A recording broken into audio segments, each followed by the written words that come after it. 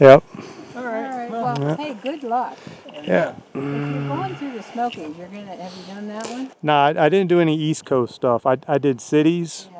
Well, you're going to see bears in Tennessee. Yeah. Hey everybody, welcome to the channel and thank you so much for joining me for a visit to Sequoia National Park. Don't worry, we will catch back up with Mama Bear and her cub a little bit later in the video. We'll get right into the Sequoia National Park summary. Like Yosemite and Kings Canyon, Sequoia was also established in 1890 by President Benjamin Harrison. The park sees about 1.1 million visitors annually. I encountered absolutely no problems when I was here. The crowds were quite manageable. Sequoia, of course, protects several groves of giant sequoia trees, including the world's largest single-stem tree, General Sherman, which is in the giant forest. In addition, there are many similar features here that you would also see in Kings Canyon and Yosemite in terms of granite valleys, granite domes, alpine lakes, a few waterfalls, and you might be surprised that Mount Whitney, the highest peak in the lower 48 states, also resides within the park. However, we will have to wait until we get to the Alabama Hills before seeing that mountain. For wildlife, again, similar to the other two Sierra Mountain National Parks, there are black bears in the park, as you saw at the beginning of the video, and we will have 2 bear encounters in this video. So you need to be bear aware and make sure that you don't leave any food in your car or anything like that when visiting this park. In addition to the bears, there are mountain lions, bobcats, foxes, squirrels, rattlesnakes, and mule deer. As for weather, the summers here are quite nice, with the highs only getting up to around 80 degrees. During the wintertime, the General's Highway will stay open within Sequoia National Park, but all the other roads will pretty much close. So the road to Mineral King, Crystal Cave, and Moro Rock, those will close. Finally, I did not have any cell service within the park whatsoever until I got to the Foothills Visitor Center in the southwest of the park, so you will need to make sure that you download your maps before entering the park. Now we'll take a quick look at the park map. As you can see, the park is quite large. Kings Canyon is immediately north of the park, and the park extends all the way east to the Sierra Crest, where Mount Whitney is along the eastern park border. There are only 2 main roads within the park. There's the General's Highway and there's Mineral King Road. The Mineral King section was later added to the park by the now late President Jimmy Carter, rest his soul, when the Walt Disney Company tried to take an abandoned mine and turn it into a ski resort. Zooming in on the map, you can see that the General's Highway only provides access to a very small portion of the park where all of the sequoia trees are located. While you can see a lot of amazing things just off the General's Highway, in order to get out to see some of the canyons, accessing the more remote areas of the park will require overnight backpacking in most cases. I hope this info gives you a great overview of the park. Now let's continue along the General Sherman Trail to see the world's largest tree. Here's General Sherman, and there's quite a few people around this tree, and that gives you a good sense of the colossal size of General Sherman, which of course was named for the Civil War general.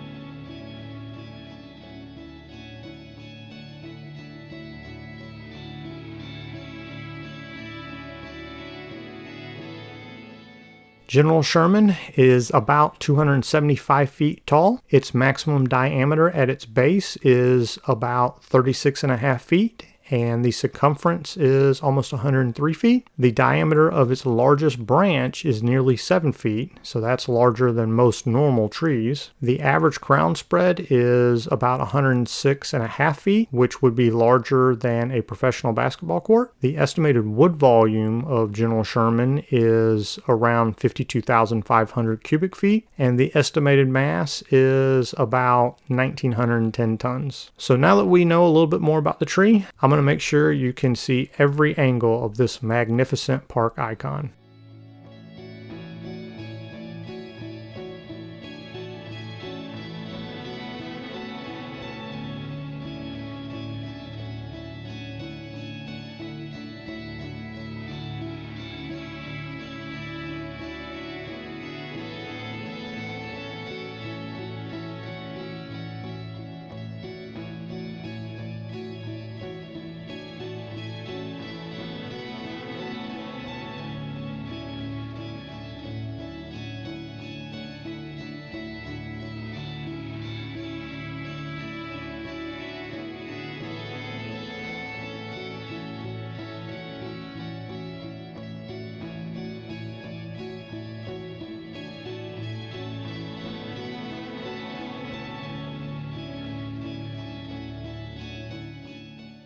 Now, leaving General Sherman, if you want to continue to see some more of the sequoia trees, there are several trails that kind of link back to General Sherman, and one of them is the Congress Trail. We'll head along that trail now and view some more of these awesome towering colossal giants. One thing I noticed is that the tree canopy of the giant forest here is not nearly as dense as the tree canopy at Redwood National Park. So what I'm going to do is I'll put a card in the upper right and a link in the video description for my video on Redwood National Park. So you can check that video out if you want to compare the trees of the two parks. One thing I really liked about Sequoia is with the notable trees, they do have signs in front of most of these so you can identify them.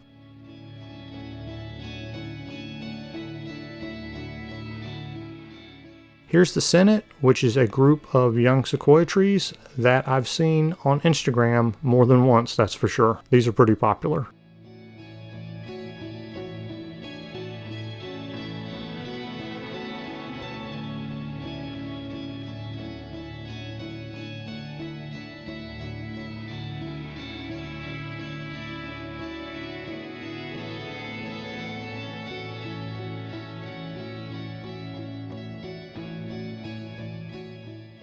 If you're enjoying this video, I'd appreciate it so much if you'd please give me a like. And if you want to see more videos like this, please consider subscribing. Thank you so much. If you've been to Sequoia National Park and have a special memory, I'd also really love to hear about it in the comments below. So please feel free to share those.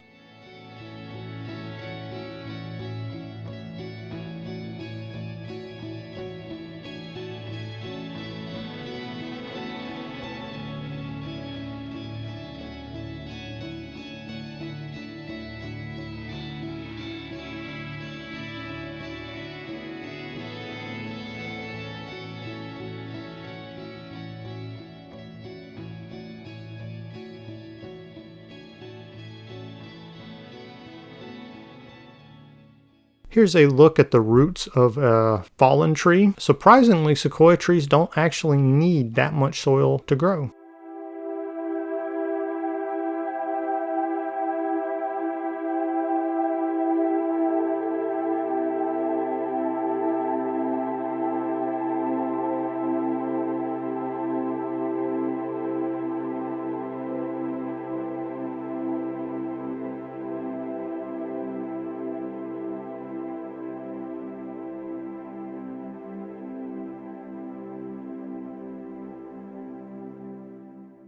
Continuing on, we're now going to visit the Giant Forest Museum. Out front, they have the extremely picturesque sentinel tree, which has a really nice crown on it.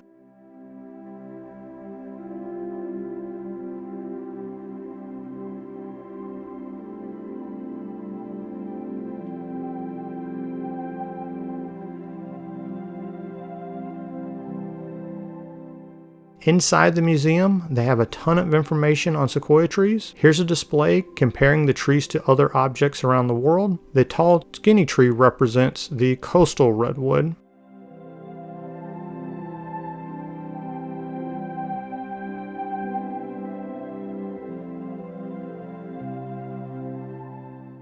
And they also have a display that explains why the sequoia trees can only grow within this narrow biome here in the Sierra Mountains.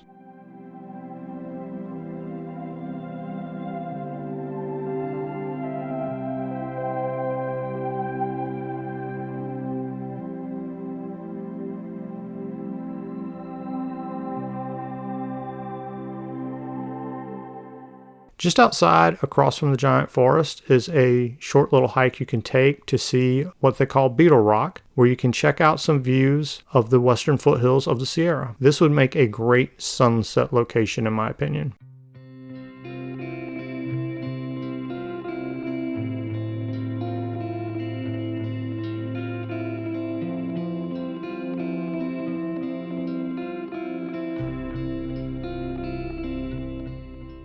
Not too far from the giant forest is the Big Trees Trail, which encircles the round meadow. This trail is one of those more kind of interpretive hikes, so it's very flat, not challenging. None of the hikes around the giant forest are all that demanding, in fact, but I really appreciated the meadows because it gives you an opportunity to step back and better appreciate the size of the trees. Sequoia is a pretty unique sounding name for a place, and it's actually somewhat of an interesting history behind the naming of the sequoia tree. There are a couple different explanations of how the name came to be. There was a member of the Cherokee tribe whose name was Sequoia. It's thought that sequoia trees were named after him because he developed the Cherokee syllabary, which is not exactly an alphabet, but it essentially enabled the Cherokees to write down their language. There's also some indication that the name Sequoia derives from the Latin term sequi, which means to follow, and that relates to the mathematical sequence of seeds in each sequoia cone. Now, the park was initially protected in order to prevent further logging of the sequoia trees, and there's a little bit of irony in that because unlike the coastal redwoods, sequoia wood actually splinters quite easily, so it's actually not very good wood for logging. As I was making my way to complete the loop around the meadow, I saw a group of people that were huddled up, and it turns out they were watching a black bear cub. He was such a cute little guy.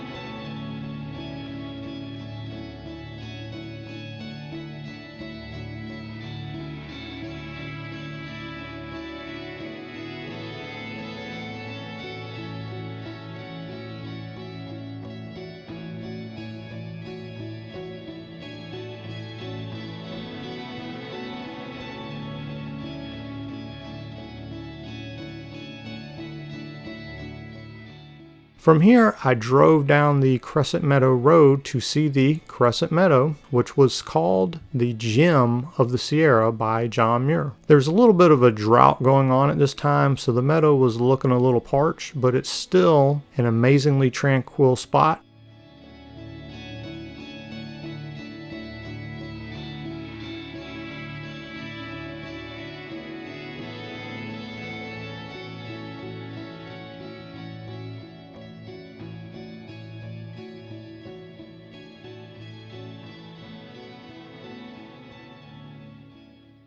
From here, I was kind of hiking around admiring the amazing scenery, and I noticed a little bear cub pass by. And if there's a bear cub around, you have to think, where's his mama? And here she comes.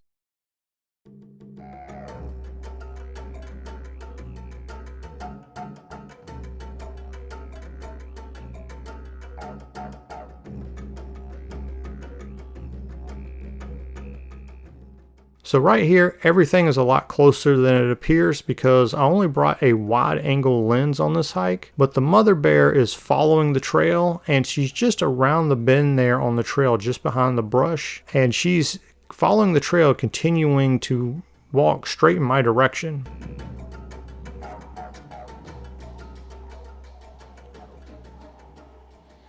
See, that's why you don't bring dogs over here. Nah. Oh, shit. Fortunately for me, she changed course, and it turns out she brought another cub with her.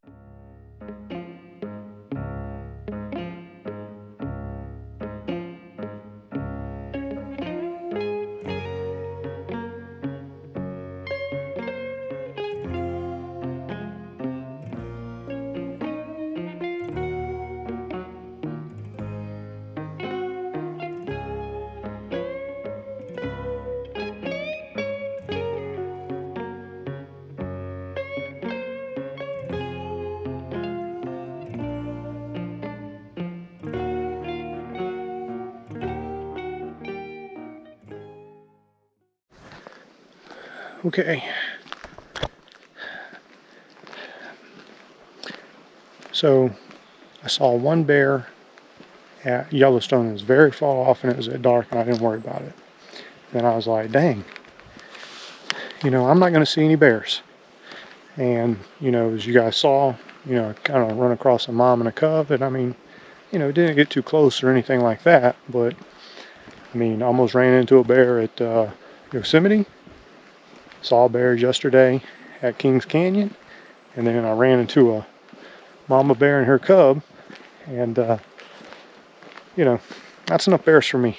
But it was kind of cool to kind of see him. It kind of looked like, you know, because the cub was like wandering pretty far from the mom. So I don't know if Shoes was like letting him, you know, go forage on his own a little bit, and you know, like let him stray away, and then, you know, she's kind of hanging back and keeping tabs. You know, I don't know.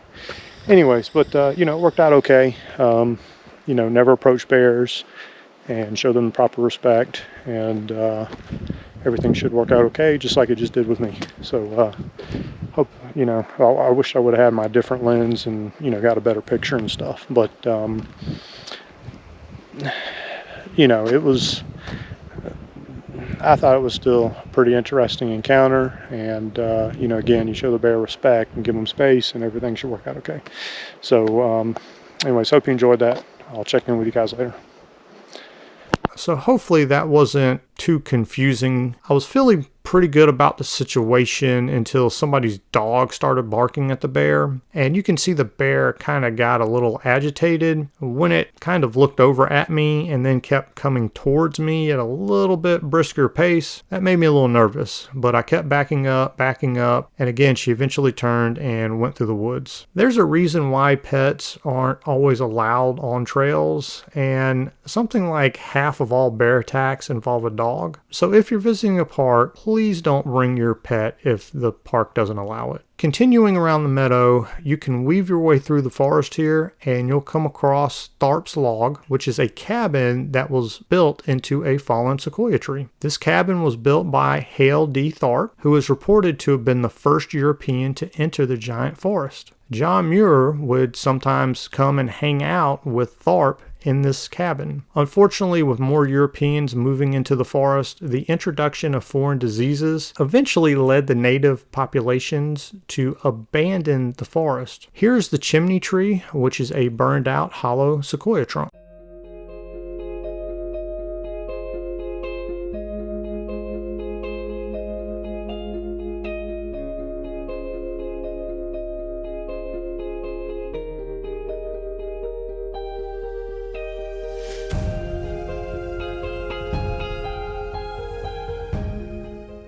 Our final stop is going to be Moro Rock, where you are treated to one of the most amazing views in the entire national park system.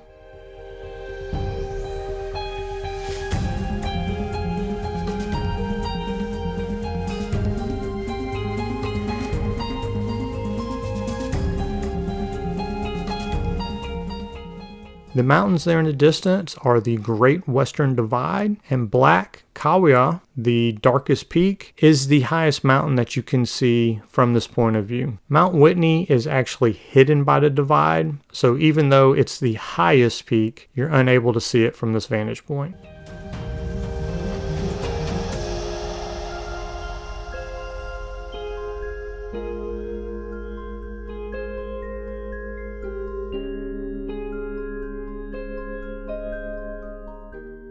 That's going to bring us to the park recommendation and top tips. Sequoia is an absolutely fantastic national park in terms of magic moments, iconic landmarks, crowds, boondocking, and cell service. The only area where it falls short is in cell service. The giant forest is a place that comes right out of a fairy tale. You feel just so small and tiny walking among the towering giant trees, and the view from Moro Rock is just an absolutely breathtaking sight that will leave you with an everlasting memory. I actually rate Sequoia as the 10th best national park in the contiguous United States. There's a card in the upper right with a video with the other 9 if you want to check that out. But this is a can't miss national park. Just by itself, Sequoia is a destination park, but in addition, you can also visit Kings Canyon, and so that makes Sequoia and Kings Canyon an absolute must visit for pretty much anyone. Try to see these parks at some point in your lifetime if you can. Venturing out more into the mountains, now that's going to require backcountry hiking and camping, and so that's a much more demanding and involved process as opposed to just viewing stops along the General's Highway. So the park does offer quite a bit more on top of the sequoia groves. You can actually hike all the way out into Mount Whitney if you're that adventurous. Sequoia has something for just about every type of national park visitor. As for some top tips, I would say the best season is going to be late spring, early summer. There are a couple waterfalls in the park. Tacoma Falls was actually dry when I was here, so I was advised not to hike to it. There's also Marble Falls, so visiting during that time, you would actually be able to see the waterfalls. If you are visiting the park during a busy season, you're going to want to park and use the free park shuttle. Here is a map of the shuttle routes during the summertime, and you can see it will visit pretty much all the major attractions that are along the General's Highway. For additional hikes, you can do the Crystal Cave. The Crystal Cave does require advanced reservations, and since I didn't have cell service, I was not able to make those, so that's why I didn't visit that cave. There's also Tacoma Falls, like I mentioned. You may also want to check out Marble Falls and Sunset Rock. If you're very adventurous, you can maybe give the High Sierra Trail a try if backcountry hiking is more of your thing. As for how long to visit, especially if you utilize the shuttle, you can definitely see everything along the General's Highway in one day as long as you get started early. As for sunset and sunrise, I think Moro Rock is an outstanding location for both because you get 360-degree views around the park. Also for sunset, Beetle Rock and Sunset Rock would be good options. The drive to exit the park along the General's Highway through the Ash Mountain entrance,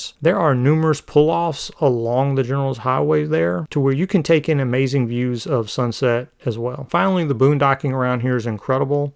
You would just need to stop off the General's Highway in the Sequoia National Forest that's to the northwest of the park. And as I mentioned with Kings Canyon, you probably want to check with the rangers before doing something like that just to make sure you're not parking under any dangerous sequoia trees.